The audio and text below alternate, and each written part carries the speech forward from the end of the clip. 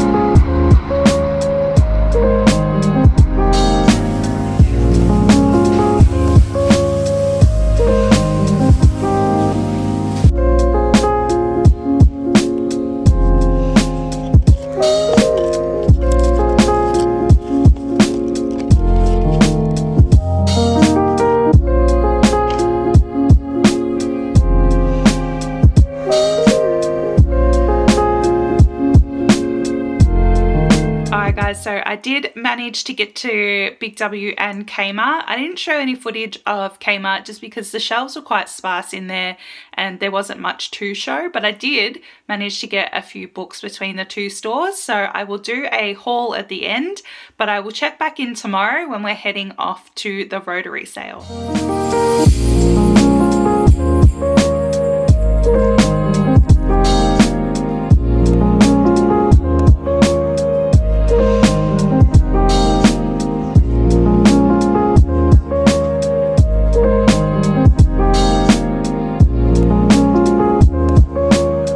I've just checked out the book sale. I did get a few books, so I'll show you when I get back. There was a lot of people there today, obviously, because it was a sale. So I didn't get too much footage while I was in there, but I got a little bit, but mostly it was just a quick overview. So yeah, let's head back, and when I get home, we'll have a haul. Okay guys, I am back from shopping now. I've had a successful couple of days. I've managed to get 13 books and I've spent $70, which is a lot more than my usual spend, but not bad considering most of these books are actually new. So I'm going to start with the Kmart books. So first up, I got Reckless by Elsie Silver. I've not read anything from Elsie Silver, but I think I now own the first book of each of her series. And then this one is now the second book, I believe, if I'm not incorrect. But I'm excited to get into this. And I feel like a cowboy romance is just an easy read. Whether it's going to change your world or not, I don't know. But it's just something that I think is like fun and cozy to read. So it's going to be an enjoyable read no matter what. So happy to have that one in my collection. I've also been trying to collect Lauren Asher books. So I found Love Arranged. So this one was $6. I don't know if I said, but this first one was $6 as well. And I have the second and now the third in this series. So I'll have to keep my eye out for the first one. But I did manage to find Love Unwritten, which is the second one at Kmart for $6 as well. So I missed the first one. So hopefully it's in the op shop somewhere at some point, but yeah, excited to read these ones as well. And then the last one I got at Kmart was $8, Akana Academy by Elise Kober. I have read from Elise Kober before, but I've never read this book, so excited to try this book out. It's actually a really nice copy too, even though it's just the standard paperback. It's got some cute like illustrations and stuff in it. I don't know if it's actually illustrated, but the chapter headings are quite cute. So yeah, this one sounds amazing. It's kind of like magic and tarot, so really excited to read that one. So then I went to Big W and I got 6 books from Big W. The first one is Heartstrings by Ivy Fairbanks. I believe this is like a second in Interconnected Standalones. I haven't read anything from this author before, but this one I couldn't resist picking up. It was $7. It just looks super cute, and it's sort of a second chance romance, which is not usually my vibe, but I think I've heard people talk about this author and really love her, so I'm hoping I will also love her myself. Next up is Accomplice to the Villain by Hannah Nicole Mayer. I love the first one, absolutely love it. I have yet to read the second and third one, which this is the third one, but I don't own the second one yet. So I will have to probably just pay full price for the second one, which is fine. It's like about 12 to 16 bucks. So yeah, I will try and find the second one so that I can actually read this series and complete where it's up to. I think the fourth one comes out this year, hopefully, and I don't know if there's going to be a fifth one, but yeah, I love this series. It's so good. So I want to continue on. So I'm happy to have this one. I just need to buy the second one now.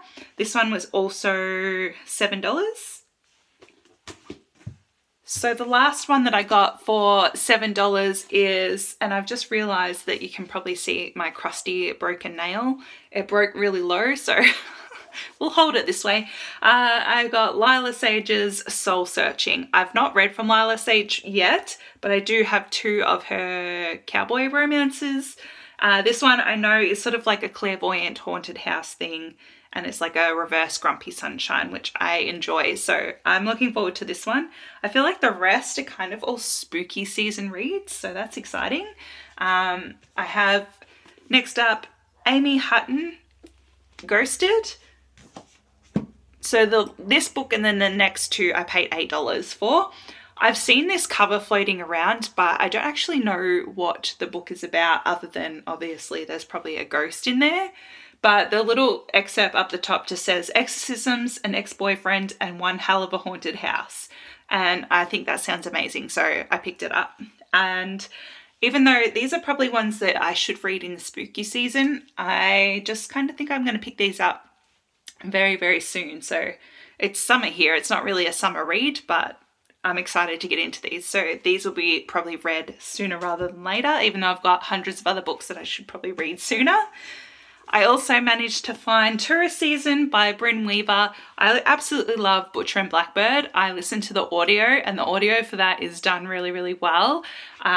So I will hopefully still be listening to the second and third book in that particular series, but I'm excited to jump into this one as well. And this one isn't interconnected standalones. This one is a continuing series from what I know.